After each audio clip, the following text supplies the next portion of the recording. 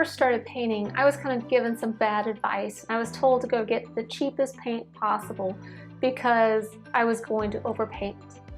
Well, what I'm going to teach you is actually how to paint the right way, which is thin to thick. And when I say thin to thick, I'm going to teach you to paint very thinly and then build up.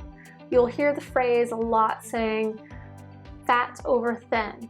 And that's what that means, is you keep the thinnest layers first and then you build to the fat layers. Because if you don't do it the right way, which is thin to fat, if you don't do it that way, over time your painting is going to crack and it's just going to cause an issue with the paint and itself, the integrity of the paint.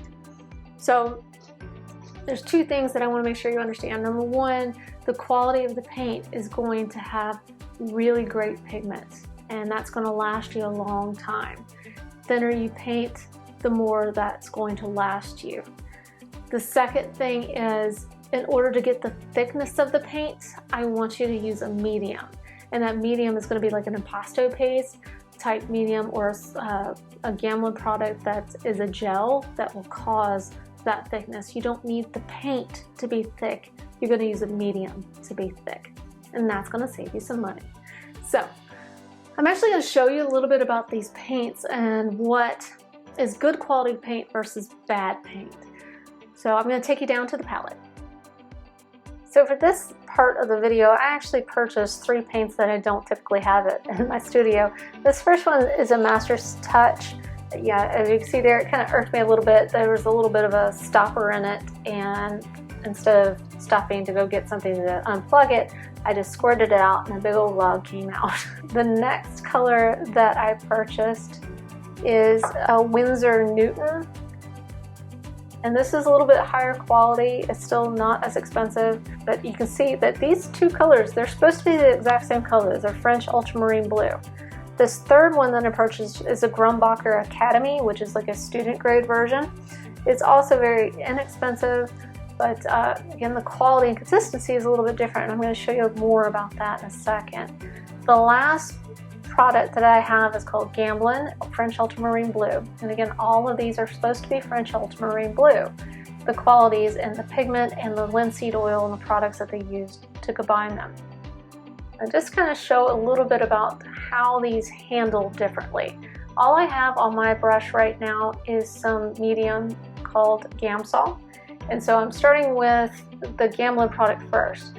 Now look, I haven't touched that pigment but once, and it carries out that far. The next product that you're playing with there is that Grumbacher Academy. It's handling pretty well, so I'm not too upset with that one, and that surprisingly is an Academy brand. This one is the Winsor Newton. Notice the pigment is going out a lot faster. You're going to have to get more pigment to get the same level quality. This last one, this Master's Touch, it's just handling horribly. I mean, the color is not consistent all throughout my strokes, and it gives out way too soon. So what that tells me is that it's going to take me a lot more paint to use from that one than it is any of the other brands. In this next exercise, I actually took the same 4 colors. I'm going to start with the Master's Touch. What I'm going to do is actually pull it in with white, adding some opacity to kind of see how long it can last with the opacity. And I'm noticing like the consistency of the strokes and the color in the strokes is not quite the same. It didn't seem to last too long. The next one I'm going to try is the Winsor Newton Artist Color. Same exercise. I'm just going to grab some, and about the same amount as I did with the first one. And I'm just pulling it through, kind of seeing what and how long it'll last. Cleaning my brush and starting over with the Grumbacher Academy. Same exercise, pulling in some of the paint, just kind of feeling how it works. The color's a little bit richer. Notice how it's less translucent now that I've added the opacity, where the first 2 colors really didn't do that. So now I'm going to try it with the product. Again, all of these are the same color, ultramarine blue, and they're selling them as ultramarine blue, but there's a significant difference in handle. Look at how that Gamblin product, it is so consistent. The color is so consistent throughout. Look how long that lasts. So I think I've proven that you kind of get what you pay for when it comes to paints. you can't go out and buy the cheap brand because you are going to overpaint with a cheap brand. It's going to happen in order to get the color and consistency and the flavor that you're going to want to have. I mean, you saw me demonstrate the cheap versus the other products. And so the one that I actually recommend, and I do not get paid for this recommendation, okay? This is my recommendation. This is what I've been using for the last probably about 6 years. So I have experimented with all these paints. So the one that I recommend is the Gamblin brand. And again, this is not a paid endorsement.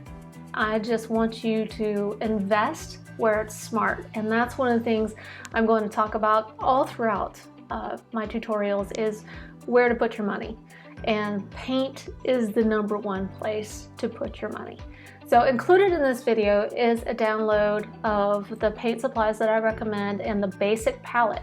And when I say basic palette, that is the palette that I'm going to use every single paint session.